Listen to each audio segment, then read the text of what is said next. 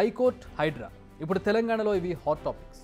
కూల్చివేతలతో talk of the తెలంగాణగా హైడ్రా మారితే ఇదేనా మీ పనితనం అంటూ మొట్టికాయలు వేస్తూ హైకోర్టు ఇప్పుడు మరింత హైలైట్ అయింది.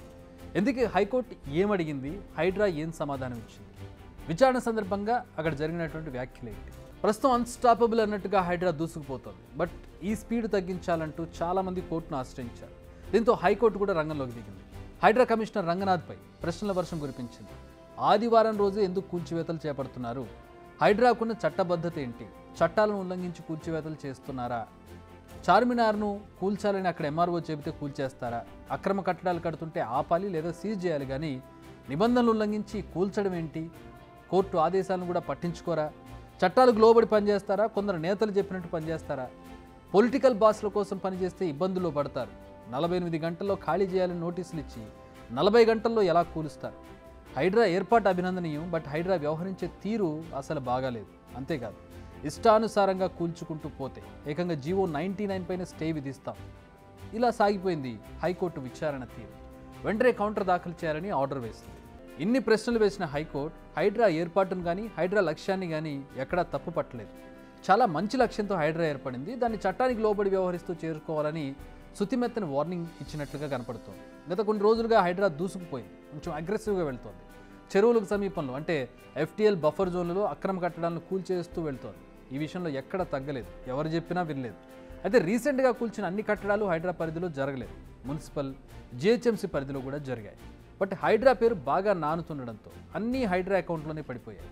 GHMC మున్సిపల్ వాళ్ళు చేసింది కూడా హైడ్రా అకౌంట్లో పడింది. హైకోర్టు మాట్లాడిన దాంట్లో ఒక పాయింట్ మాత్రం హైలైట్ అని చెప్పాలి.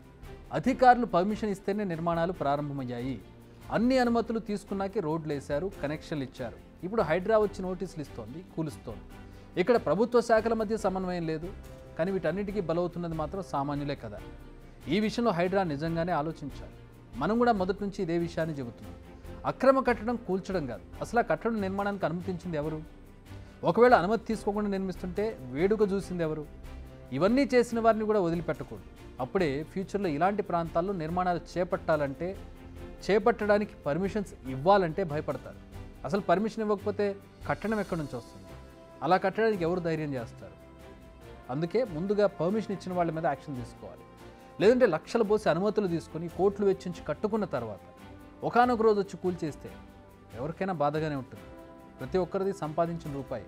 కొంతమంది అయితే రూపాయి కూడబెట్టుకొని సొంత ఇంటిని కట్టుకుంటారు, అదొక కళ. అలాంటి ఇంటిని కూల్చినప్పుడు వాళ్ళ బాధ వర్ణనాతీతంగా ఉంటుంది. ఇది అది మళ్ళీ వెనక్కి రాదు కూడా. అందుకే ఇకపైనైనా హైడ్రా ఆచితూచి అడుగులు వేస్తే మంచిదని కోర్టు చెప్పకనే చెప్పింది. ఇక నెక్స్ట్ మూసీ సుందరీకరణ ఉంది. ప్రభుత్వం దీన్ని ఒక ఛాలెంజ్గా తీసుకుంది.